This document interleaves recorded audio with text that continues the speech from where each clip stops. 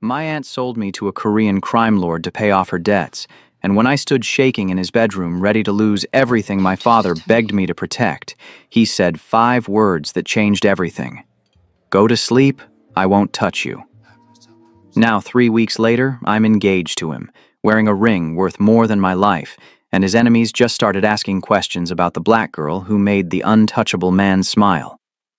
Before we continue, besties, please don't forget to like and subscribe. This is your only way of supporting us, as we also promise to bring you interesting and hooking stories every single day. Also, tell me in the comments section where you are watching from and what time it is there. I want to know how far my story of love has traveled. He says he turned me into a weapon they can't afford to use, but the man watching me from across this ballroom looks like he's already calculating the cost. The dress was too tight. Nia could barely breathe as she stepped onto the Skyline Crown rooftop. Manhattan stretched out below her like 1,000 broken promises wrapped in gold.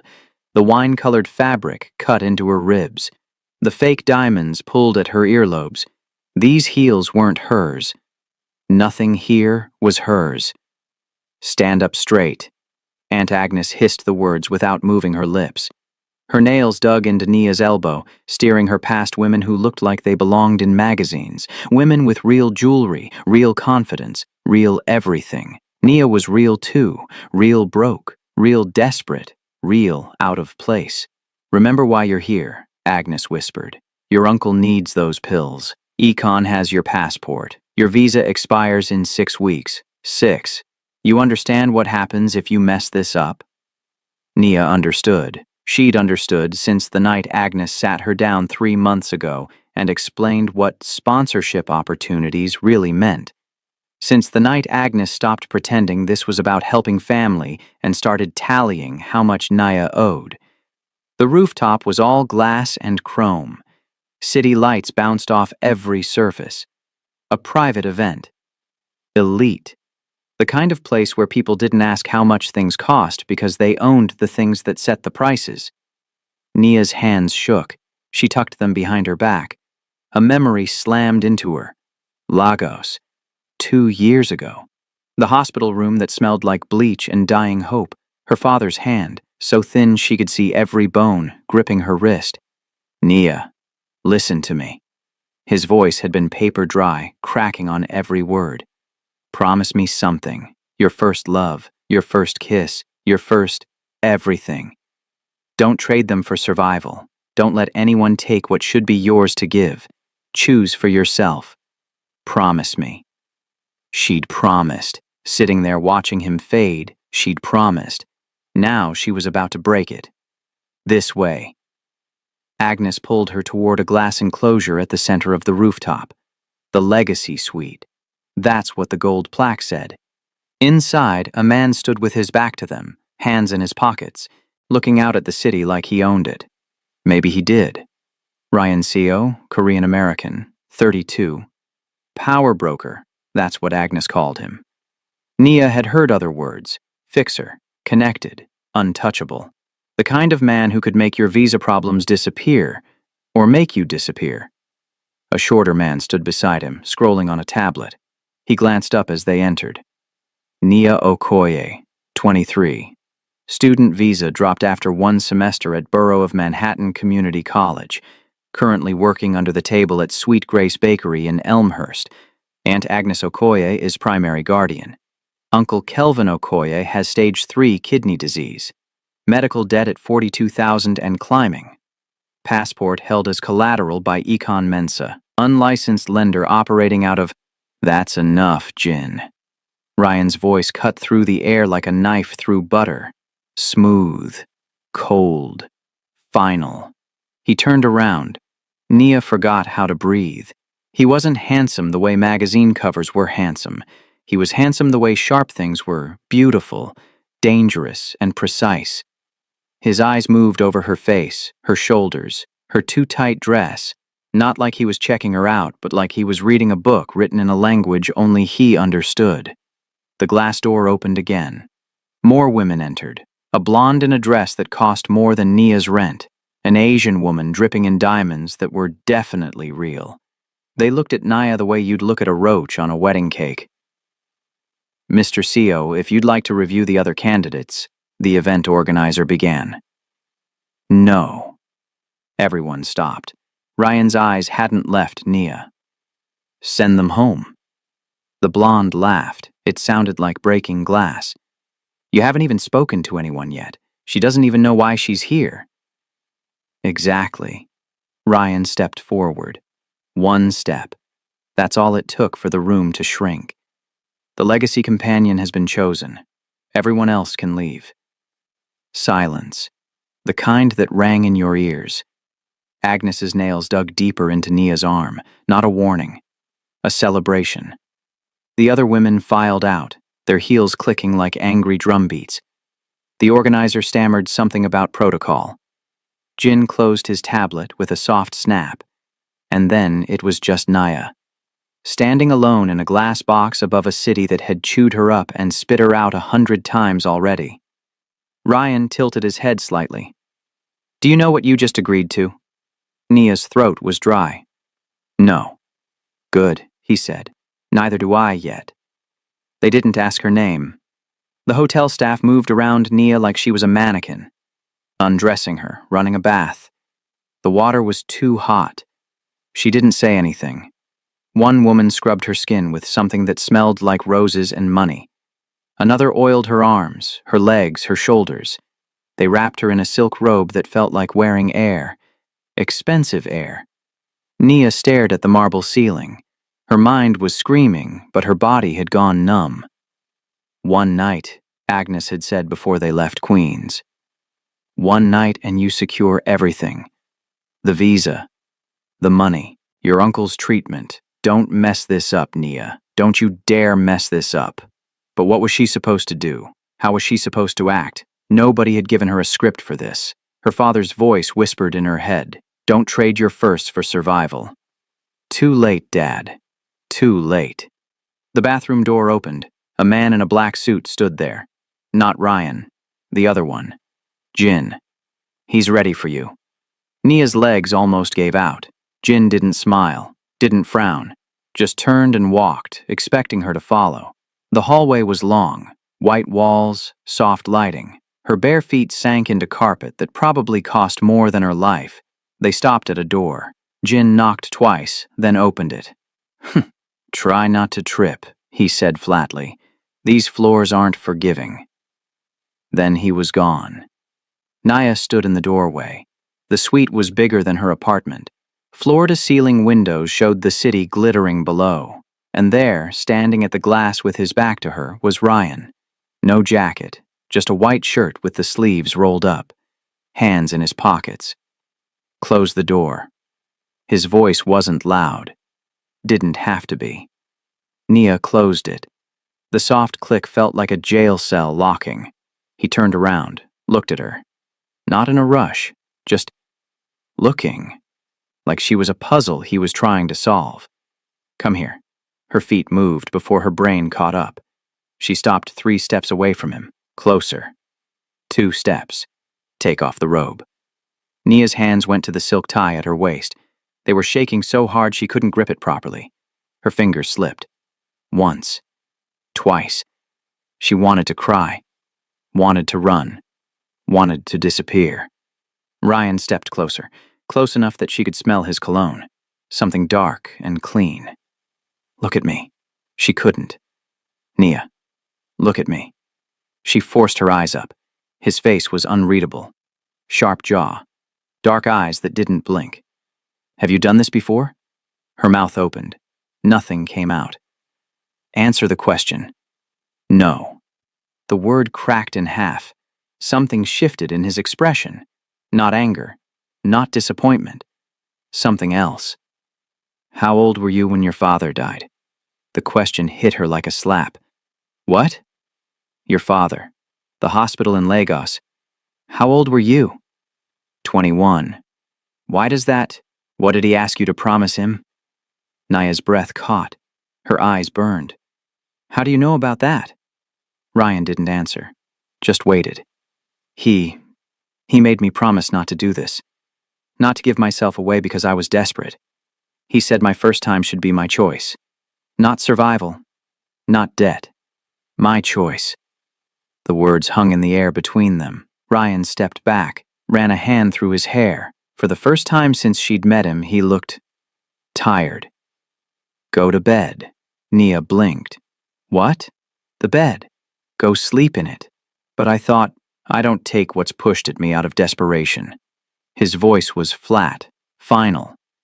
I take what's given with understanding. You don't understand anything yet, so go to bed. Where will you? The couch in the office.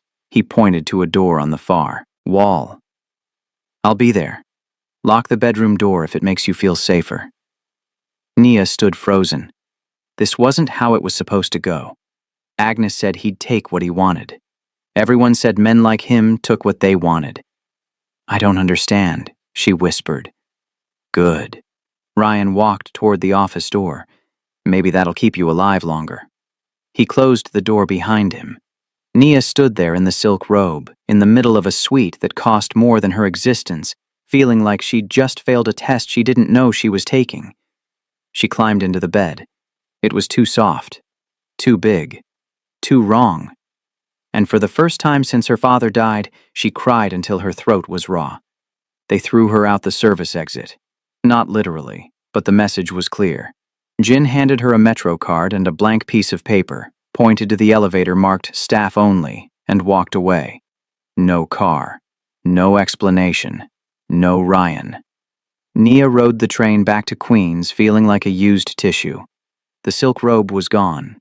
They'd given her back the wine dress. It smelled like shame and expensive soap. She replayed the night over and over. What did she do wrong? Was she supposed to fight harder? Cry less? Be prettier? Be different? Maybe she was too African, too dark, too broken. The apartment building looked smaller than she remembered. Grayer. She climbed the stairs with dead legs. The door was unlocked. Agnes was waiting in the living room, arms crossed, face like a thunderstorm. The slap came before Nia even closed the door. You stupid, useless girl. Nia's cheek burned. She stumbled back against the wall. One job. Agnes was screaming now. One simple job, and you couldn't even do that. Do you know what you've done? Do you know how much I borrowed from Econ to get you in that room? I didn't ask you to. You didn't ask. You didn't ask. Another slap. Harder this time. Your uncle needs medication. Real medication. Not the cheap trash from the clinic. We're 3 months behind on rent. Econ has your passport and now he wants interest. Interest, Nia. Because you couldn't keep one man happy for one night. Something in Nia snapped.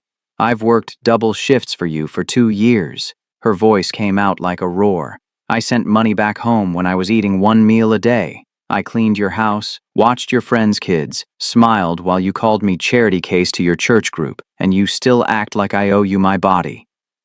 Agnes raised her hand again. A knock at the door. Sharp. 3 times. They both froze. Agnes opened it. Her face went from rage to confusion to horror in 3 seconds. Ryan stood in the doorway, 2 men behind him. The cramped living room suddenly felt like a shoebox. Mr. CO, we weren't expecting... Please, come in, I can explain. Ryan walked past her like she was furniture. His eyes found Nia against the wall, red mark blooming on her cheek. His jaw tightened. Jin, the man with the tablet, stepped forward, started reading in that flat, dead voice. Agnes Okoye held Nia Okoye's passport for 23 months without legal guardianship, borrowed $11,000 from Ekon Mensa using said passport as collateral. Uncle Kelvin Okoye's medical debt, $42,816. Current rent arrears, $4,200. Shall I continue? Agnes's mouth opened and closed like a fish. Ryan looked at her. Really looked at her. You didn't save her. You bought her. And now you're angry she didn't sell high enough. That's not... I gave her a home. I fed her. She owes me. She owes you nothing. The words hit like a gavel. Ryan pulled an envelope from his jacket, handed it to Jin.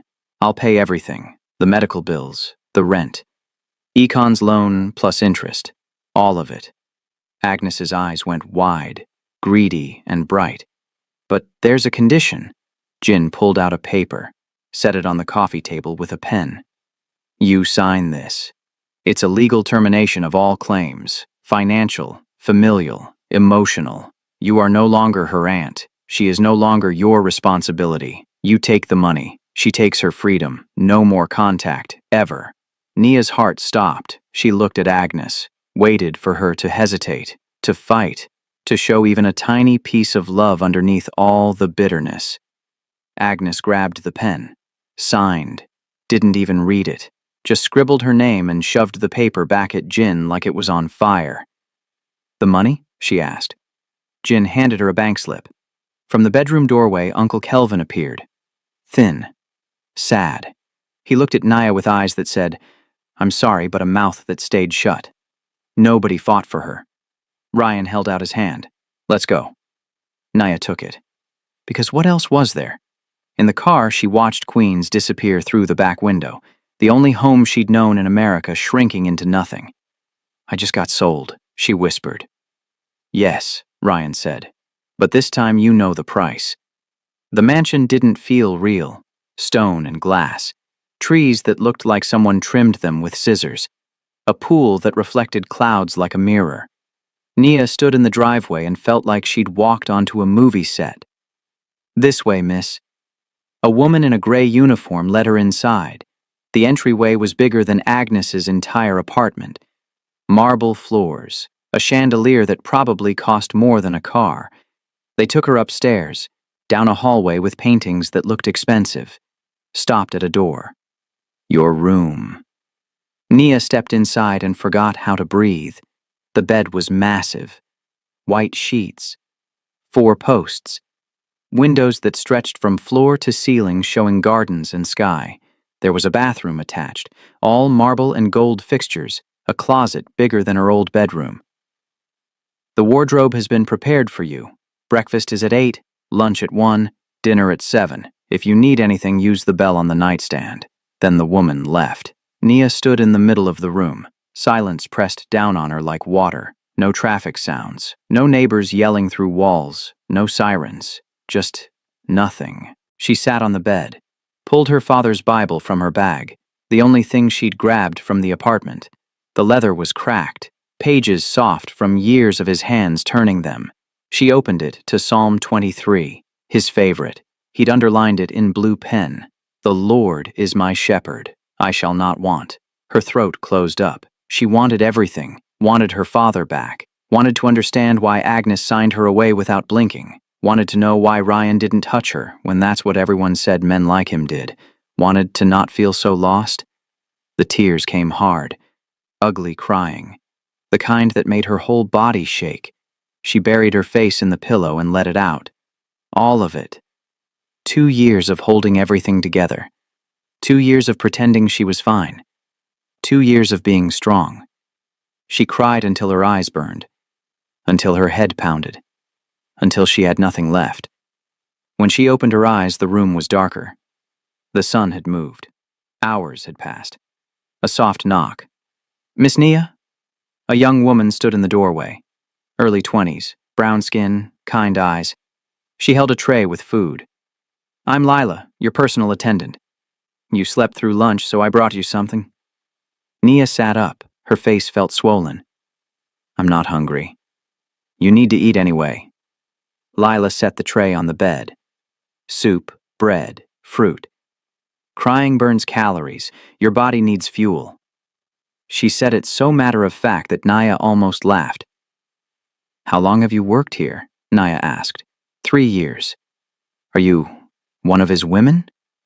Lila smiled, sad but real. No, I'm staff. There's a difference. What's the difference? Staff get paid. Women get complicated. Nia picked up the spoon. The soup was good. She didn't realize how hungry she was until the first bite. Can I ask you something? Nia said quietly. Sure. Does it get easier? Living here? Feeling like you don't belong? Lila sat on the edge of the bed, looked out the window. I had someone once, back home in Virginia. His name was Evan. We were going to get married. had the date picked and everything. What happened? His mom got sick, cancer. The medical bills came fast. He had to choose between saving her and keeping me. He chose her. Lila's voice didn't shake. She'd made peace with it. I don't blame him. Sometimes survival makes you pick things you don't want to pick. Do you still love him? Yeah, probably always will. But love doesn't pay bills. Doesn't keep people alive. So I'm here. Making money. Staying safe. Adapting. I'm scared I'll become just another piece of furniture in his life, Nia whispered. Lila turned to look at her. Really look at her. Men like Ryan are used to being feared. Used to being obeyed. They're not used to being seen. She stood up, collected the tray. If you ever want to matter to him, don't try to seduce him.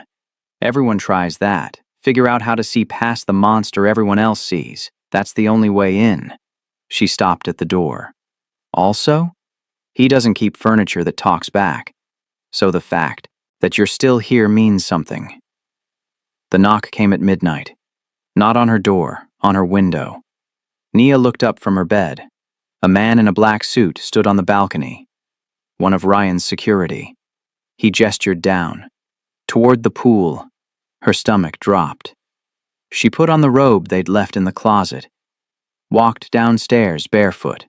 The house was dark except for soft lights along the hallways, like a museum after closing. The pool glowed blue in the night. Steam rose off the water into cool air, and there, cutting through the water in clean, strong strokes, was Ryan. He saw her, stopped swimming, stood up in the shallow end. Water ran down his chest, his shoulders. No suit, no armor, just him. Come in. I don't know how to swim. I know. Come in anyway. Nia stepped to the edge. The water looked like liquid light. She sat down, legs dangling in. The warmth felt good. All the way in. She slid into the water. It came up to her chest. The robe floated around her, clinging to her skin. She felt exposed, vulnerable. Ryan moved closer, not touching, just close. What do you think you're losing by staying here? He asked. What? Everyone loses something in my world. What are you losing? Nia's hands moved under the water, nervous. My promise. What promise? She told him some of it that first night, but not all of it, not the weight of it. Before my father died, I sat with him for 3 days, watching him fade. He couldn't eat, could barely talk, but on the last day he grabbed my hand so hard it hurt. Her voice cracked. She kept going. He said, Nia, listen to me. Your first love, your first kiss, your first time. Don't trade them for survival. Don't let anyone take what should be yours to give. Choose for yourself. He made me promise, made me say the words out loud. Ryan listened, didn't interrupt. I promised him, and now I'm here, about to break it because of debt and visas and all the things that shouldn't matter but do. Why do you think you're here? Ryan asked. To sleep with you. That's what everyone expects. That's what they expect, not what I expect. Nia looked at him, confused. Then why choose me? Ryan moved closer. The water rippled between them. In my world, virginity is a trophy. Something men collect to prove dominance. Your aunt saw it as currency. Econ saw it as collateral. The city sees you as leverage. He paused. I see it as the last choice you have left. I don't understand. Men like me are supposed to take what we want. That's the rule, but I'm going to break it. He stepped even closer, close enough that Nia could feel the heat coming off his skin. I will not touch you, not the way you're thinking, not while you're here because of debt, not while you think you owe me, not while breaking that promise would destroy something in you. Nia's heart was pounding, but Agnes said, I don't care what Agnes said. I don't care what anyone expects. His voice was steel. You want to know my condition? My only condition? She nodded. If I ever take that from you, it will be because you looked me in the eyes and chose me, not because you're scared, not because you're desperate, not because you think you have to. You break that promise for yourself, or you don't break it at all. The words hit her like a wave. You're protecting my promise? Her voice was barely a whisper. I'm protecting your right to keep it, or break it on your terms. No one else's. Nia felt something shift in her chest, like a locked door creaking open. Why? Ryan's expression didn't change, but something in his eyes did. Because the moment you choose me out of fear, I become every other man who took something from you, and I refuse to be added to that list. He moved back, put distance between them. Now get out before you catch a cold. Nia climbed out of the pool. Water streamed off her. She looked back at him. He was watching her with an expression she couldn't read. Thank you, she said. Don't thank me yet. This just got a lot more complicated.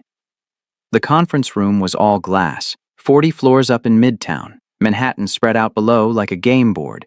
Ryan sat at the head of the table, suit sharp, face blank. Jin stood behind him with the tablet. Across from him sat Victor Maldonado, 50-something, silver hair, smile like a knife. 3 lawyers flanked him, all expensive suits and dead eyes. Let's cut to it, Victor said. The Brooklyn Project. 12 blocks of prime real estate. We clear out the current tenants, build luxury condos, triple the property value. Everyone wins. Everyone except the 2,000 people you're evicting, Ryan said. Victor laughed. They're renters, month to month. They have no claims. They have lives. Since when do you care about lives? Victor leaned back. Come on, Ryan. You're not exactly running a charity here. This is business. Cold, hard, profitable business. Ryan's expression didn't change. Here's my counter. You build the condos, but 30% of the units stay affordable housing. Current tenants get first option. Subsidized rates locked for 15 years. The lawyers started talking all at once. Victor raised his hand. They went silent. That kills the profit margin. No, it cuts your profit margin. There's a difference. And if I say no? Ryan smiled. It didn't reach his eyes. Then the construction permits get delayed. The zoning board finds issues. Your investors start asking uncomfortable questions. Projects like this need cooperation. I can provide it, or I can make it very difficult. Victor's jaw tightened. You're playing saint now? I'm playing chess. You're playing checkers.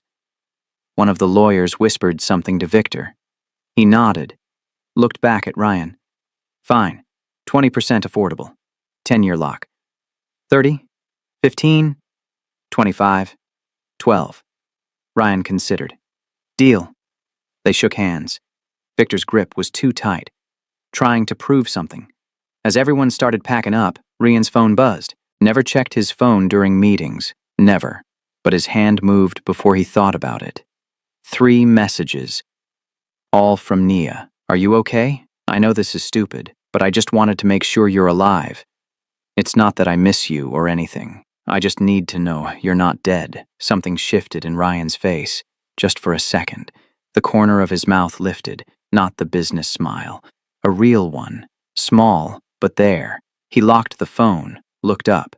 Victor was watching him, eyes sharp, calculating. Something funny? Victor asked. No, just a reminder I need to handle. Must be important. I've never seen you check your phone mid-meeting. Ryan stood. We're done here. Jin will send the contracts. He walked out. Jin followed, but Victor stayed in his chair, watching the door close. One of his lawyers started talking about clauses and timelines. Shut up, Victor said. He pulled out his own phone, dialed. Marco, I need you to find someone for me. A girl. Connected to Ryan Seo. I don't have a name yet, but she's the reason he just smiled during a business negotiation. Which means she's important. Which means she's leverage. He hung up, looked out at the city. Everyone has a weakness, he said to no one, even the quiet storm. Back at the estate, Nia sat on her bed, staring at her phone, regretting everything. Why did she text him?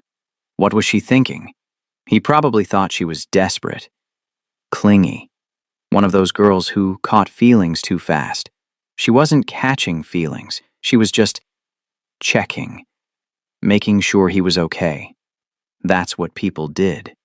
Normal people checked on each other, except they weren't normal. And this wasn't a normal situation. She threw the phone across the bed, buried her face in her hands. "I'm an idiot," she whispered. Outside her door, one of the security guards made a note on his shift log.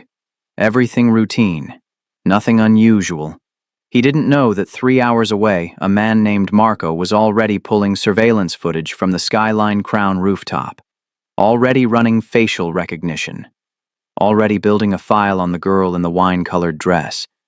The net was tightening. Naya just didn't know it yet. Ryan came home at 2 in the morning. He should have gone straight to his office. Should have reviewed the contracts. Should have called his people about the Victor situation. Instead, his feet carried him to Nia's door. He stood there for a full minute, hand on the doorknob. This was a line he didn't cross. Private spaces stayed private. That was the rule. He opened the door anyway. She was asleep, sprawled across the bed like gravity had won. One arm hanging off the edge, hair everywhere. Her phone was next to her hand, screen dark. The moonlight through the window turned everything silver and blue. Ryan sat on the edge of the bed. Careful. Quiet. He looked at her. Really looked at her. When she was awake, she was all sharp edges and defense. Asleep, she looked younger. Softer. Like the girl she probably was before the world. Got its teeth in her. He reached out, brushed a curl away from her forehead. She murmured something. Shifted. "Please," Ryan froze. "Please don't make me break it." Her voice was thick with sleep, slurred. I promised him I'd choose. Not them, not the hunger, not because I'm scared. Me, my choice." Her hand moved, searching for something that wasn't there. "You came back," she whispered. "I knew you would." Ryan's chest tightened. She was talking to him, in her sleep, with no walls up, no fear. Just raw truth spilling out like water through cracks. He stood up, backed away from the bed like it might explode. In the hallway, Jin was waiting. Of course he was. Jin was always waiting. "Victor's people are asking questions," Jin said quietly. "About the girl in the wine dress. They're pulling footage, running searches. Marco's on it personally." "How close are they?" "Close enough. They know she exists. They don't know where she is yet, but they will." Ryan looked back at the closed door. "How long?" "A week. Maybe less if they get lucky." "Then we don't give them a week." Jin raised an eyebrow. "What are you thinking?" "I'm thinking hiding her makes her a target. Shadows are where men like Victor hunt. So we do the opposite." "Which is?" "We make her so visible that touching her becomes a declaration of war." Jin was quiet for a moment. "You're talking about the gala." "Yes. That's in 3 days." "I know. You're going to announce her. Publicly." "Yes." "As what?" Ryan turned to face him. "As my fiancé. As a beneficiary of 40% of my legitimate holdings. As someone whose suffering becomes more expensive than it's worth." Jin's face stayed neutral, but his eyes widened slightly. "That's not strategy. That's a nuclear option. It's the only option that keeps her alive and her promise intact. Or it paints an even bigger target on her back. Then I'll deal with it." Jin studied him. "This isn't just about protection, is it?" Ryan didn't answer. Didn't need to. "She got under your skin," Jin said. "Not a question. She texted me today, during the Victor meeting. Asked if I was alive. Said it wasn't that she missed me. She just needed to know I wasn't dead." And I smiled. In the middle of a negotiation. Victor saw it. "That's how we got here." Jin sighed. "You know what you're doing is insane, right? You're tying half your empire to a girl you met a week ago. A girl who doesn't even understand your world yet." "I know. And you're doing it anyway." "Yes." "Why?" Ryan looked back at Nia's door one more time. "Because she's asleep in there talking to me in her dreams. Telling me not to make her break her promise. Trusting me to come back. And no one has trusted me with anything real in 10 years. He walked toward his office. "Set up the gala announcement. Make sure every major player is there. Victor included. I want witnesses. You're going to regret this. Jin called after him. Probably, Ryan said. But not as much as I'd regret letting her disappear. The emerald dress fit like it was made for her. Because it was. Nia stared at herself in the mirror. The girl looking back didn't look like someone who'd scrubbed bakery floors 3 weeks ago. She looked like she belonged at a charity gala in downtown Manhattan. She hated it. Breathe, Lila said behind her. In through your nose, out through your mouth. I can't do this. You can. You will. What if I trip? What if I say something stupid? What if you stop thinking and just walk? Lila adjusted the dress one last time. This isn't a sacrifice. It's a statement. Remember that. A knock. Jin opened the door. It's time. Nia's legs almost gave out. The ballroom was packed. Chandeliers, round tables covered in white cloth, people in suits and gowns that cost more than cars, cameras everywhere. On stage, Ryan stood at a podium, calm, controlled, speaking about youth programs and community centers and second chances. The crowd ate it up. Some believed it, some pretended to. Nia watched from backstage. Her heart was trying to break out of her chest. We all have stories, Ryan was saying. I grew up in apartments where the heat didn't work in winter, where the closest thing to after-school care was the street corner. Programs like the ones we're funding tonight kept me out of jail, kept me alive. That's why I'm here. Applause. Polite, calculated. Then he stopped, looked out at the crowd. There's been talk about my next moves, business, personal. People love to speculate. The room went still. This wasn't in the script. So let me clear it up. He looked toward the stage entrance, directly at her. Nia, come here. Every eye in the room turned. Lila gave her a gentle push. Go. Nia's feet moved. One step, then another. The stage lights hit her like a wall of heat. She could feel every stare, every judgment, every question. She stopped next to Ryan. He didn't touch her, just looked at her, then back at the crowd. This is Nia Okoye, 23, from Lagos originally, Queens more recently. His voice was steady, matter of fact. As of tonight, she's my fiancé. The room exploded in whispers. Nia saw faces, shock, confusion. A blonde woman in the third row looked like she'd swallowed glass. An older Asian man was already on his phone, and there, near the back, a silver-haired man in an expensive suit. Victor. His face was stone, but his eyes were calculating. Hunting. I know what you're thinking, Ryan continued. She's young. She's not from our world. She doesn't fit the profile. He paused.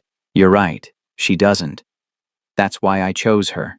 He pulled an envelope from his jacket, handed it to Jin, who opened it and held up papers. Effective immediately, 40% of my legitimate business holdings are being placed in a trust. Under her name. The whispers turned into actual noise. People weren't even trying to be quiet anymore.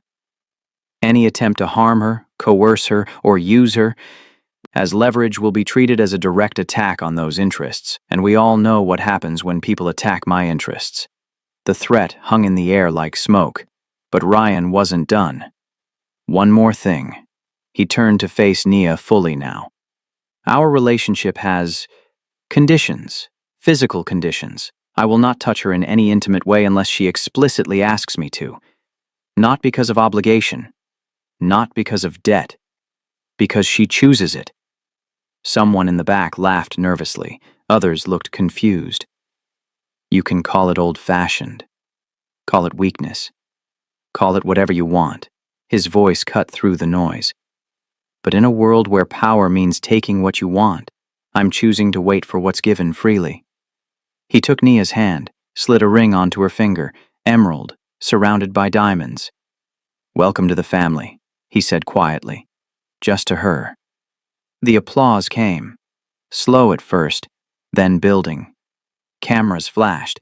Nia stood there, ring heavy on her hand, feeling like she'd just been marked, claimed, protected, and exposed at the same time. Victor was still watching. He brought his hands together slowly, clap, clap, clap. His smile was all teeth. As they walked off stage, Nia leaned close to Ryan. "You just made me a target." "I made you too expensive to touch," he corrected. "There's a difference." "And if someone decides the cost is worth it?" Ryan's hand tightened on hers, just slightly. "Then they'll learn why people call me the Quiet Storm." The terrace was empty. Just Nia and Ryan and the city lights below. The gala was still going inside. Music. Laughter. People pretending they weren't already on their phones spreading the news. Nia leaned against the railing. The ring caught the light every time she moved her hand. "You turned me into a weapon," she said. Ryan stood a few feet away, jacket off, tie loose. "Yes." "Without asking me?" "Would you have said yes if I asked?" She thought about it. "No." "Then I didn't ask." Nia turned to face him. "Is this real? The engagement or just a shield?" "Both." "That's not an answer." "It's the only answer I have." Ryan moved closer. "In my world, the only people who stay safe are the ones whose suffering costs too much. I made your suffering expensive." "And the other part? The fiancé part?" He was quiet for a moment. "That's complicated." "Uncomplicated. I don't do complicated emotions. I do strategy, control, clear lines." He looked at her, really looked at her. "Then you showed up, and nothing's been clear since." Nia's heart was doing that thing again, the pounding thing. "Everyone expects me to break my promise now," she said quietly. "Now that I'm tied to you, now that I have your ring, your protection, your money. What do you expect?" "I don't know anymore." Her voice cracked. "I made that promise when I thought I had control over my life. Now I don't know what I control. If I break it now, am I choosing? Or am I just giving up?" Ryan stepped closer, close enough that she could feel the heat from his body. "Listen to me. You break that promise or you keep it. Either way, it's your decision, not mine, not Agnes, not your father's ghost, yours." His voice was steel. "I told you in the pool. I'm not taking that from you. Not while it's tied to obligation. So yes, you're engaged to me. Yes, half my empire is pinned to your name. But that line? The one your father drew? That stays exactly where it is until you erase it yourself. And if I never do? Then you never do. And I'll deal with it." "Why?" The word came out desperate, confused. "Why protect something that makes your life harder?" "Because the second I take it out of fear or obligation, I become every other man who stole something from you, and I refuse to be on that list." Nia felt tears building. She blinked them back. "I don't know how to exist in your world." "Good. Because the moment you know how, you'll start becoming someone else." He reached out, tucked a curl behind her ear. "Stay confused, stay uncomfortable, stay you. Even if that makes me weak." "You walked into a room full of predators tonight, wore my ring, stood in front of cameras while people tore you apart with their eyes. And you didn't break."